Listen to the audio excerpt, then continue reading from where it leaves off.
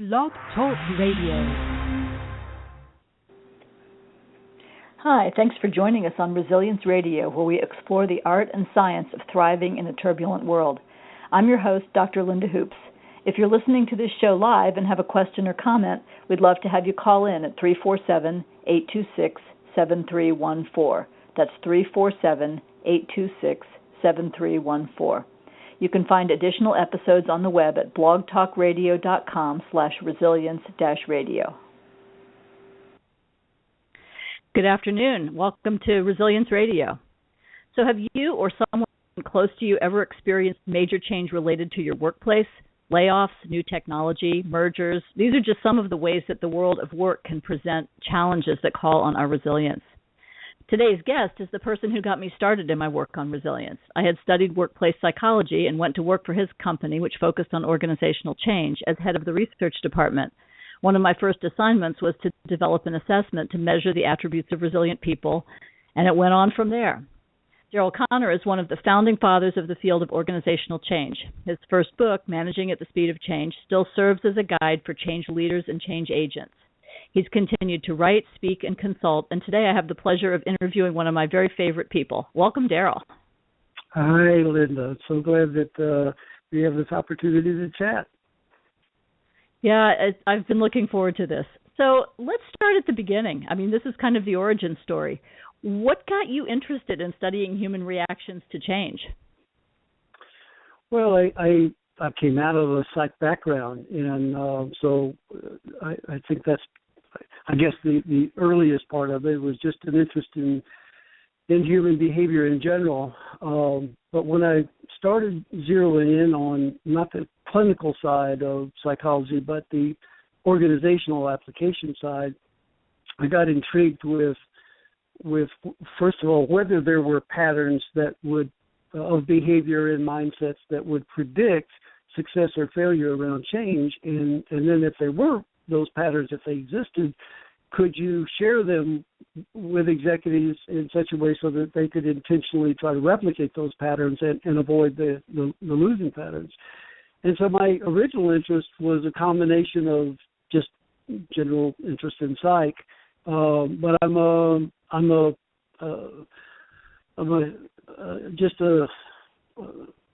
drawn to these patterns about how our species operate. Any kind of pattern really interests me, but particularly around change. And that, without me really planning it, that became an organization. Long before you and I got together, it was just what I thought was going to be a research project around patterns of change, and that ultimately ended up in a training and consulting organization, and that ultimately ended up in an effort to continue the research, and that opened the door for you and I to start working together.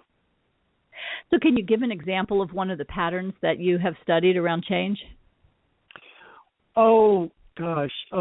There's patterns around how commitment is fostered within an organization, or resistance surfaces and what can be done with it. There's patterns around how much change can be absorbed, how quickly. There's patterns around the roles that are played out in change, and within various roles, you've got one role that has to do with sponsors, and there's patterns around how the behaviors and mindsets, the patterns that the sponsors display when they're successfully driving change. So there's really quite a few of them over the years, and they're not just separate entities. They have a real bearing on each other, and so they integrate and create kind of a holistic picture of the rhythm, ebb and flow of change within an organization. That makes sense. And I know that a lot of the patterns that you uncovered early on have grown legs, and many of the people who speak about organizational change, I think, draw on many of the patterns that you started articulating. How many years ago was it? 35, something like that? Well, I started the firm in 1974, so this is actually officially our 41st year. Oh my gosh! But go ahead. Well, I was just going to say that I certainly didn't invent these patterns. I just began to observe them and document them. But what's been so interesting for me is people like yourself that, I took an early observation that there was a pattern around people that had a greater capacity for absorbing change than others. And I didn't know what to call it, so I called it resilience. And recognizing that there was some kind of pattern there is one thing, but then to work with people like yourself, and I've been fortunate over the years to work with others that would take something like that and deepen it much more than my initial observations were able to do. So that's really been interesting, fulfilling, rewarding for me, is to see how these patterns have served as a basis for others to really take the profession much further than I would have been able to individually.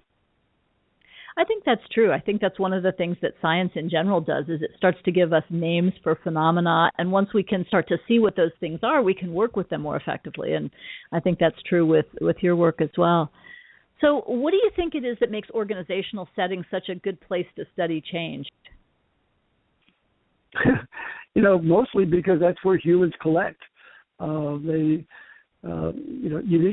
need a bunch of humans to do research, and so you just, where do they collect? Well, they collect in family units and in various social units, and there's units of work, and those units tend to be very large. That's been a real interest of mine, is large scale change. And so given that interest, it's kind of a natural setting to investigate. Plus, organizations, I found early, had the resources to support that kind of research because they could find some application to it. So if there was a pattern for successful change, and an organization was about to go through change, then they could see funding that kind of research and that kind of consulting because it had practical value for them. So my attraction to organizations is primarily because of that's where our species collects, and that's where the funding is available to continue the research and application. So how did you come to focus on resilience as one of those patterns? A great question, Lynn. I mostly think of the work in resilience as kind of beginning the day you walked in the door, because you and I did so much with it. But the pattern was actually visible before you came, because, like you said, that was one of your early assignments. All I can recall is that I kept finding individuals and sometimes groups that seemed to face the same level of difficulty, sometimes trauma, same level of challenge, but a subset of that group would come out depleted and didn't have the mental or physical energy to move forward. Oftentimes would spiral into some very non-productive behavior, and yet others facing exactly the same situation in the same setting would come out of the experience of the change, would actually come out better prepared for the next one, energized by it, maybe tired, but not depleted. And so it was just purely curiosity. What is that about?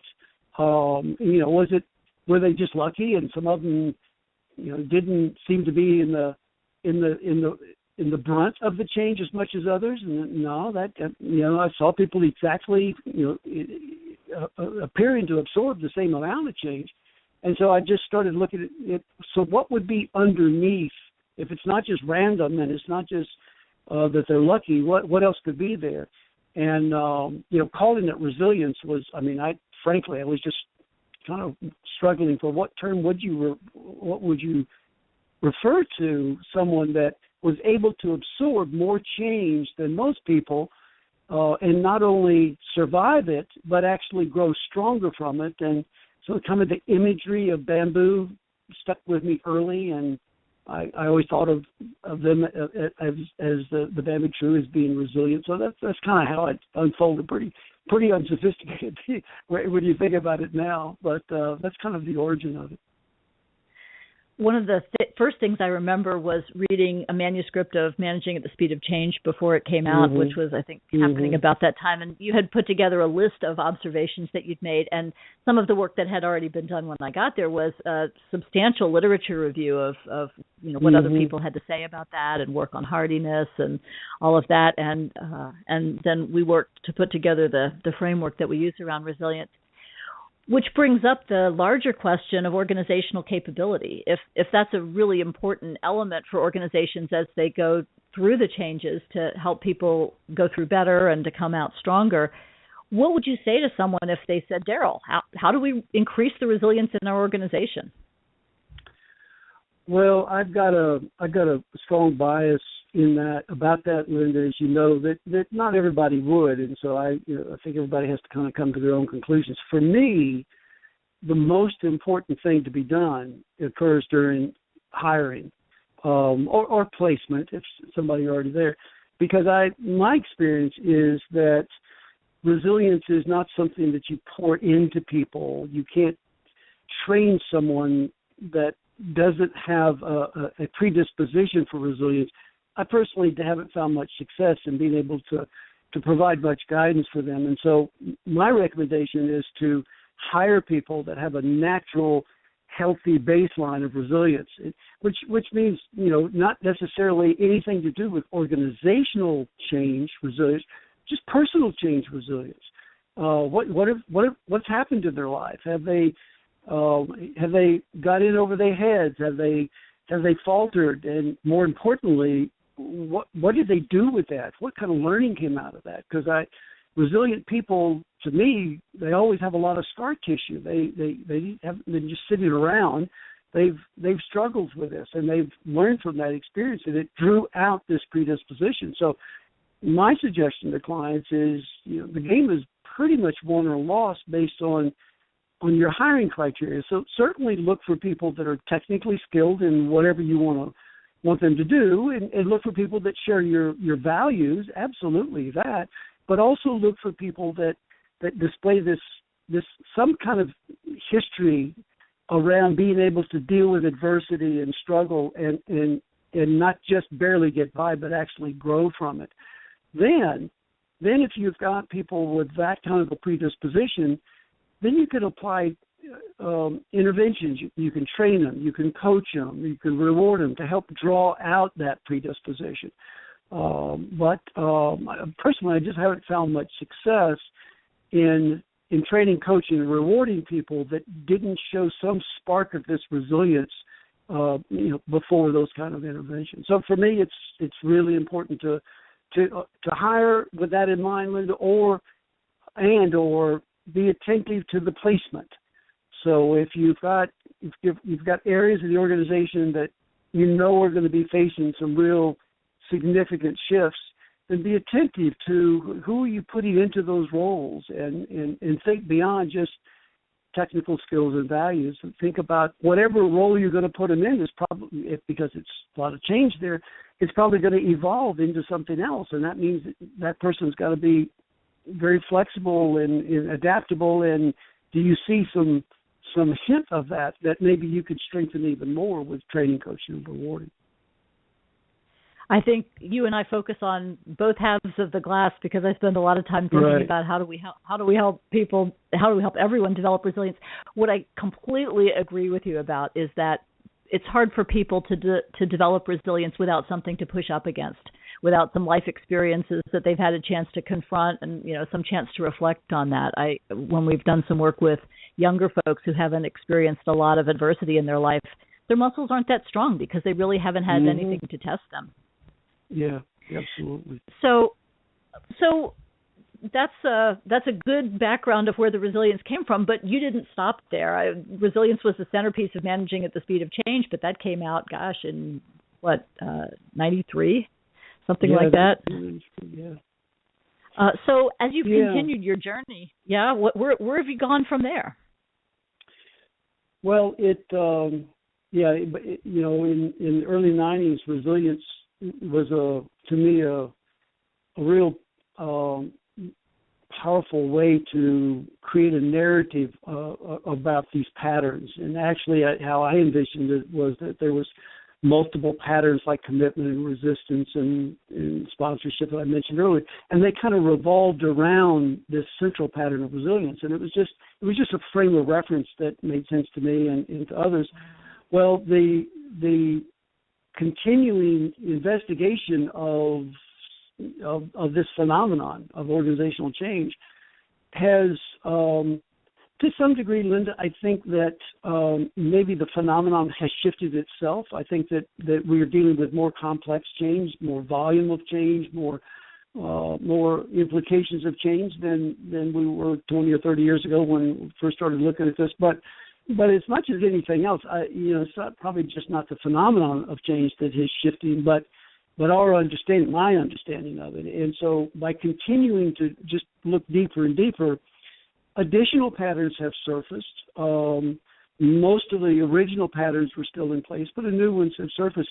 But I kind of see how they relate to each other differently now. So for example,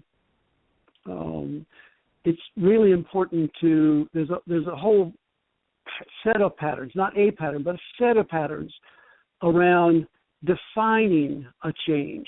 And there's success and failure patterns that you can predict whether an organization is going to succeed in part by how well they define the change, how well they prepare their leaders, how well they plan for the change, how well they prepare the whole organization, how well they actually, after planning, execute the change. And so that for me and for Connor Partners has become kind of a playbook paradigm, and organizations are prepared or not for each of those pieces of the process. So over the years, I think my understanding has deepened, and as it does periodically, I don't know, every 5 or 6 or 7 or 8 years, it's been important for me to kind of readjust the narrative or the framework that I use to try to understand it myself. And so it's been through a couple of iterations since the early days. And what's interesting to me is how, even though the sophistication, if you will, of what we're looking at seems to deepen, we're finding more and more elegant ways to represent that. So that the simplicity on the other side of complexity has begun to surface, I think more so in the last few years. And that makes it more accessible. One of the dangers of people like you and I who enjoy research and investigation, we can just keep adding layers and layers of complexity, and it becomes too much of a burden for those on the receiving end. So periodically, I think it's important that we kind of back up and reframe how we're seeing it, and look for not jettisoning the layers of complexity, but looking for an easier way to access those layers in a more digestible way. Because this isn't an academic exercise. We're not just trying to understand change from a theoretical standpoint. To me, it's got to have practical value, or that's the funding cycle for me. Is research leads to application. Application is what organizations are willing to pay for. They pay for that application, and we get to do more research, and it's just an ongoing cycle. One of the concepts that you've taught me that I really like and haven't really thought about in a while, but I was thinking about it as I was preparing for this interview, is your notion of the ethical ploy. The idea that you go in promising that you'll deliver a certain result, but you also help people move in a direction that you believe is in their best interest as well. I'm not sure if I'm articulating it effectively, but talk a little bit about that and how you think this work in organizational change can help people move in healthy directions. Well, first, I need to give credit. I mean, that's not.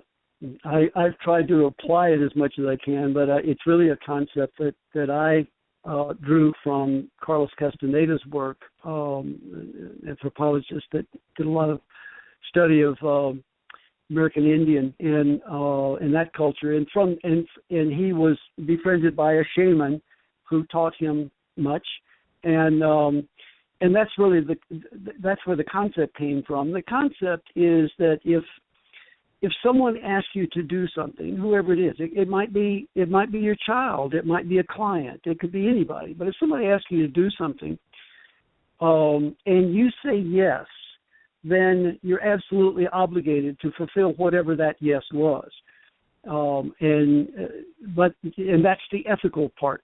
The trick of the ethical trickery is that if I can fulfill my promise that you asked me to help you with something, but I do it in such a way that I can open up a horizon that you didn't ask for. You may not even have known it existed, but I can't force it on the aspect that you didn't ask for. I can't force that on you.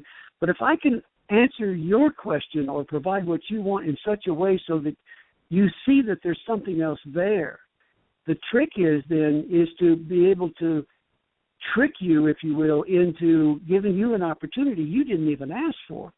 So it's not unusual for clients to, come say, well, you help us minimize resistance to get through this project. We need to increase commitment.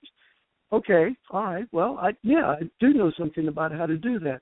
Now, in my mind, I would like to approach that in such a way so that if possible, can't guarantee this, but if possible, we don't just talk about the resistance and commitment that's out there in the organization. We also talk about the leader's courage and strength and what he or she are doing. Maybe they hired me to go help them deal with others in the organization, but if I can approach that in such a way so that they become more open to looking at themselves, then the ethical part is I did help them with resistance and commitment. The trickery is they have a chance to realize how they personally contribute to that resistance and how they personally can help foster greater commitment. And many leaders, they don't actually see themselves, unfortunately, as part of the formula. They tend to think that the rest of the organization is going to transform. And this is an opportunity for a leader to realize maybe they can't transform the organization unless they're willing to transform themselves.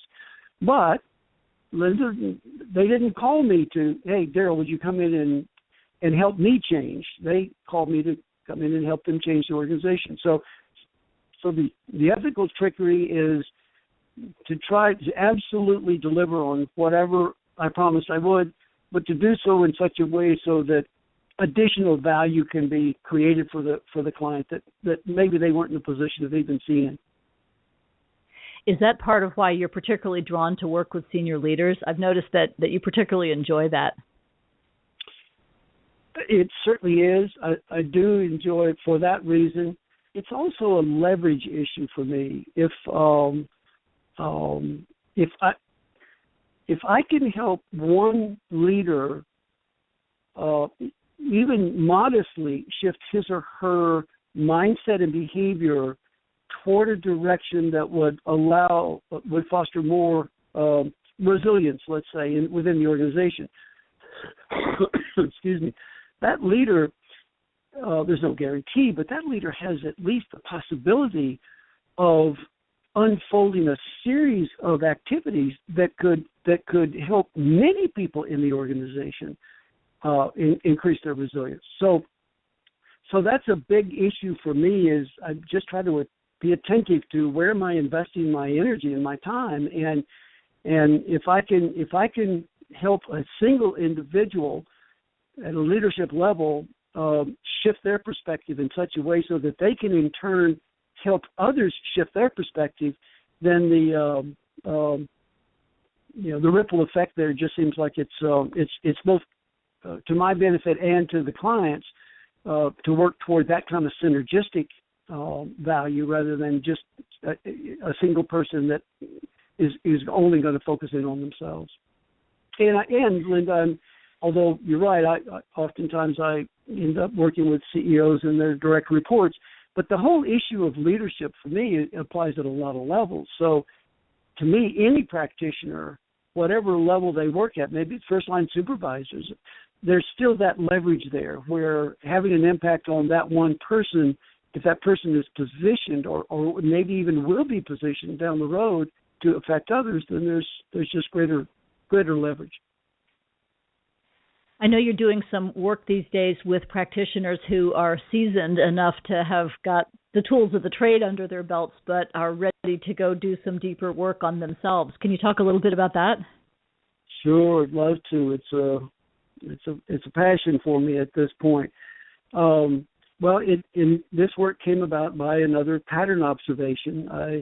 Over the years, part of our value proposition is to not only apply tools and techniques to clients as they go through change, but to teach them how to do it so they can be self-sustaining. Well, I began to notice that two different practitioners can reach the same level of proficiency using a tool or an approach or a technique that we taught them, but they end up having significantly different levels of impact.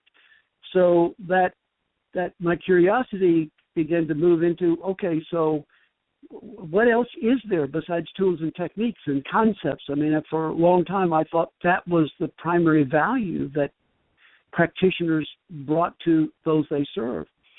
And what I've discovered for myself is that, yes, tools and techniques are very important. What we do is very important, but who we are as practitioners is equally important. There's a case to be made, maybe even more important, that as I use the tools and techniques, then the character and the presence that I bring as I interface with the client, that has a huge impact.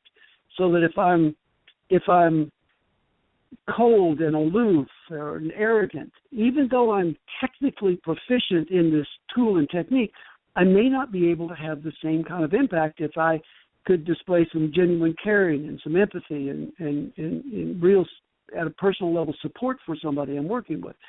So I just got really intrigued with how does character and presence play out in being a change agent, and discovered that was not an area of pursuit that many practitioners had the opportunity to explore. And so I've begun to conduct programs, training programs around not what you do, but who you are.